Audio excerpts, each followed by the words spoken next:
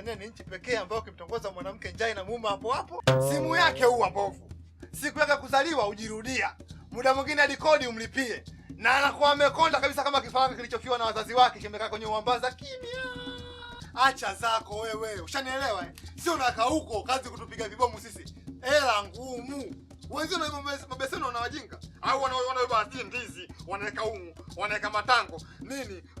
Wanapita pita unaona wajinga. Au wanachukua mboga za majani zile wanasambaza mitaani unaona wajinga. Wewe umelala tu mimeno kama dumu. Yaani ueleweki, yaani mijino ya njano utafikisha bigi wa Yanga. Umekaa hapo unataka hela za mwanaume.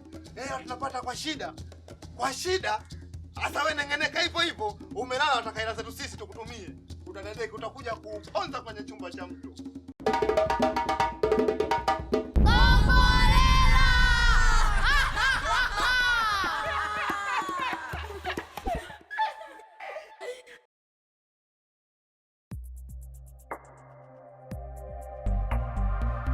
Kibubu TV, burudani kiganjani mwako.